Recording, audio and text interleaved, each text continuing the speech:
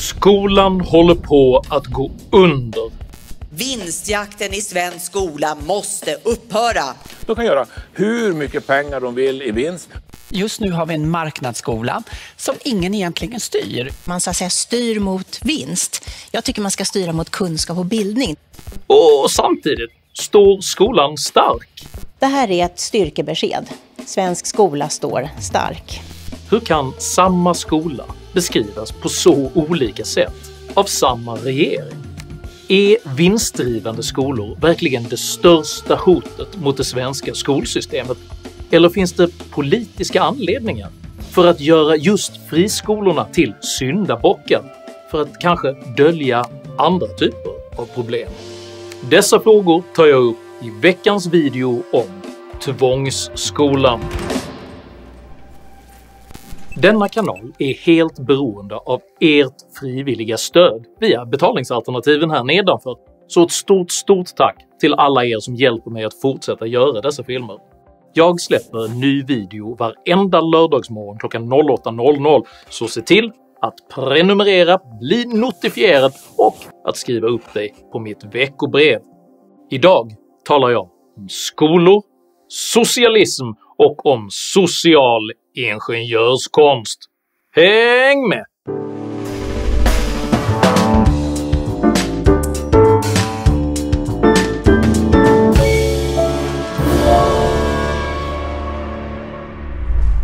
Attacken på friskolorna är ursinnig, öronbedövande och koordinerad.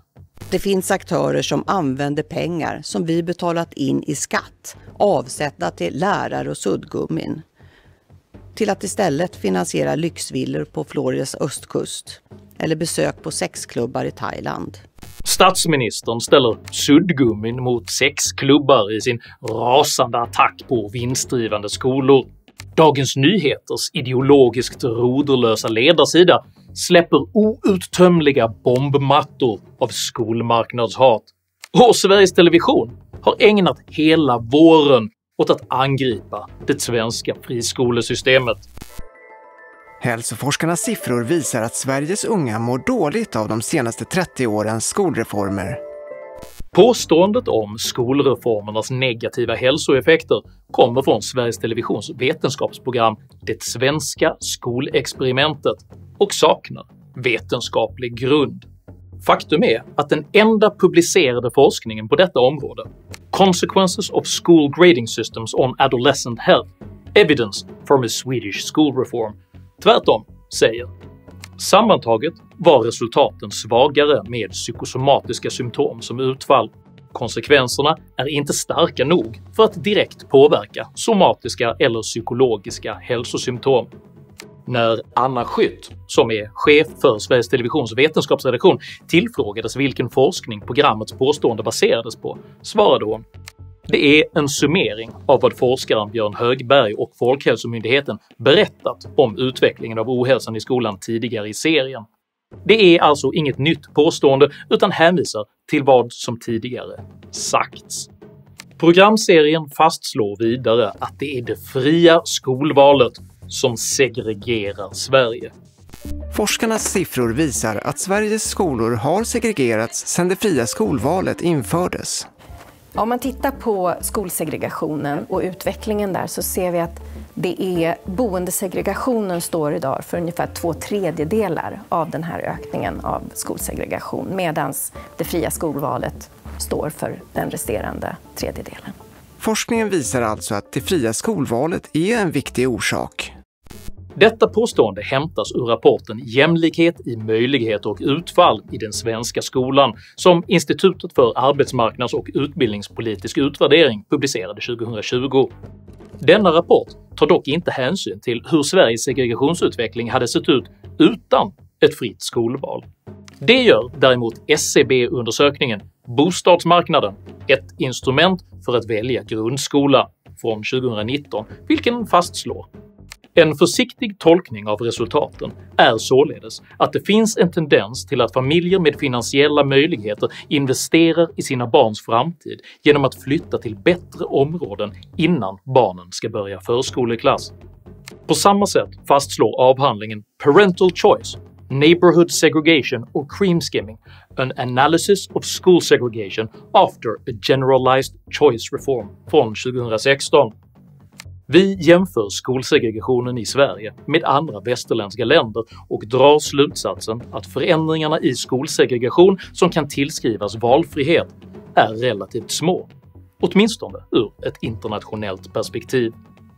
Avsaknad av skolval leder alltså till ökad bostadssegregation, men ingen forskning på detta område nämns i Sveriges Televisions programserie, som istället fastslår att friskolorna även befäster segregationen genom att attrahera lättundervisade barn. Ytterligare en orsak till segregationen är enligt forskarna att vissa friskolor jobbar hårt för att locka till sig elever som är lätta att undervisa. Detta stämmer inte heller. Enligt Skolverkets egen statistik från 2020 har friskolorna generellt något fler elever med mer blandade bakgrunder än vad de kommunala skolorna har.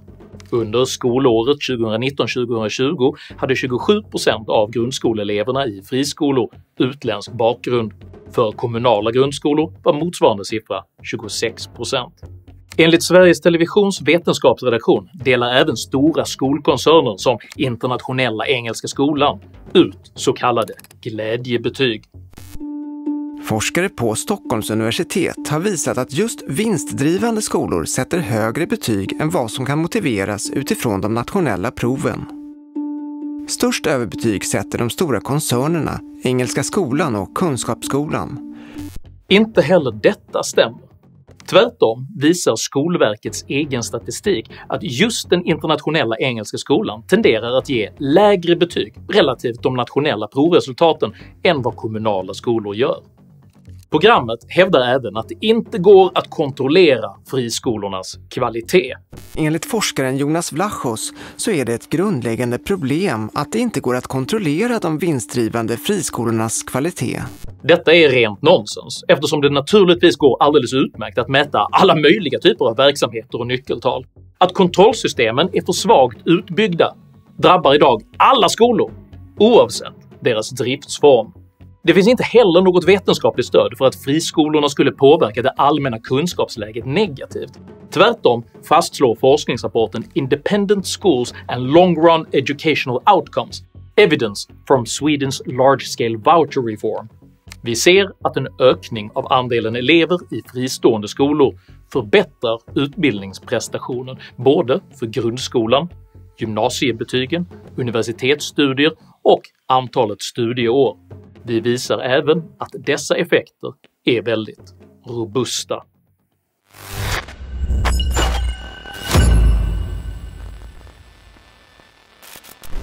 Parallellt med skolexperimentet har Sveriges Television på samma tema även sänt den påkostade reportageserien “Vem mördade skolan?”.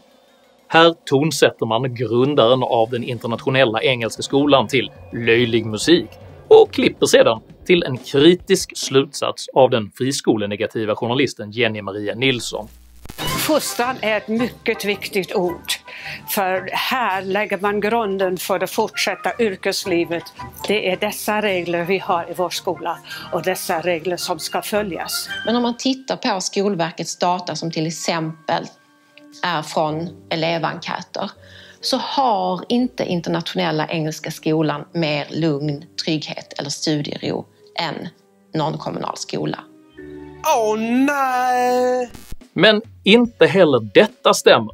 Om man sammanställer Skolinspektionens egna elev- och lärarenkäter specifikt för internationella engelska skolan visar det sig att just denna skola faktiskt är bättre än majoriteten av de 141 kommunala huvudmän som undersöktes 2021 i kategorierna ordning, studiero och trygghet. Programserien går sedan vidare och målar upp en bild av att den svenska skolan år 2000 var närmast fullständigt likvärdig och att elevernas bakgrund på denna tid inte spelade någon som helst roll för studieresultaten. År 2000 var Sverige ett av de mest likvärdiga skolsystemen i världen, där elevernas bakgrund nästan inte spelade någon roll för deras resultat. Även detta är felaktigt. Familjebakgrundens inverkan på elevbetygen har varit tydlig så länge man har gjort mätningar. Rapporten “Likvärdigheten i PISA” förändringar och förklaringar från 2017 visar entydigt.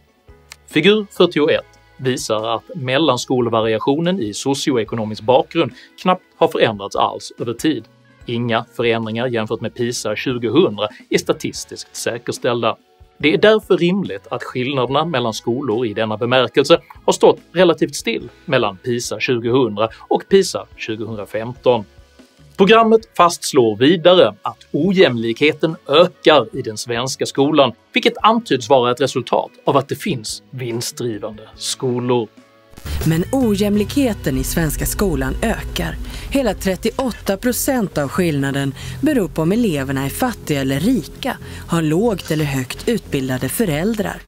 Den primära anledningen till denna ojämlikhet är dock Sveriges storskaliga invandring, vilket även konstateras i IFAUs utredning “Jämlikhet i möjligheter och utfall i den svenska skolan” från 2020.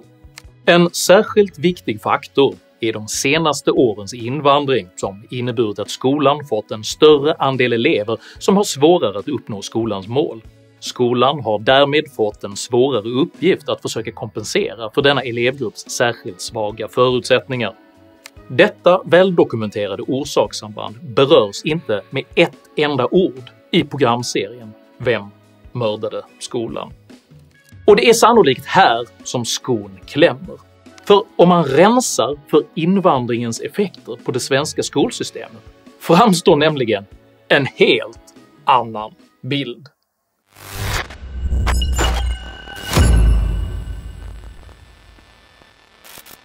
I den grundligt ignorerade rapporten “Kunskapsskolans återkomst” från juni i år bryts elevunderlaget med 2 utlandsfödda föräldrar ut från de övriga skolresultaten med konsekvensen att Sveriges skolresultat enligt både PISA, TIMSS och ICCS är klart bäst i Norden. Den svenska elevpopulationens resultatförändringar blir på grund av det storskaliga inflödet av elever med utländsk bakgrund således missvisande gällande skolsystemets kvalitetsutveckling. Undersökningen visar att de kunskaps-, likvärdighets- och kvalitetsproblem som återkommande tillskrivs just friskolesystemet i själva verket stammar ur en demografiförändring där den ökande andelen elever med utländsk bakgrund idag ofta kommer från andra länder än vad de gjorde för 20 år sedan. Faktum är att de svenska skolresultatens utveckling blir helt obegriplig om man ignorerar elevunderlagets demografiförändring. Sverige sticker ut om man jämför med andra rika länder. Var 7:e elev här går ut 9:an utan godkända betyg.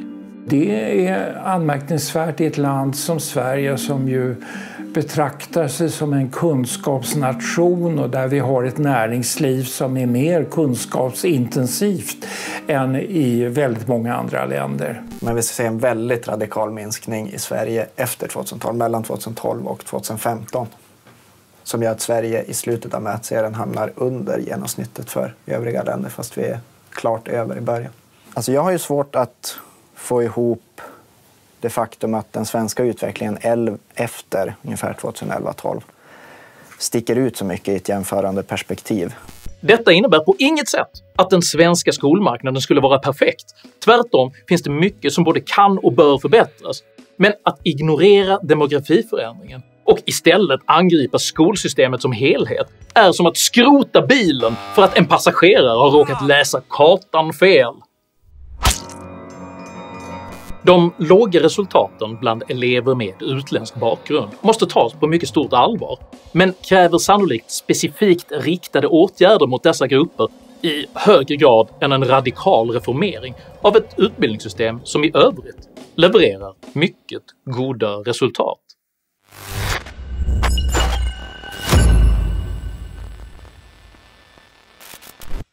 –85% av Sveriges skolor är kommunala. Vinstuttaget står för mindre än 2% av skolans totala kostnader. Skolor som Internationella Engelska Skolan är några av de mest framgångsrika och efterfrågade i landet.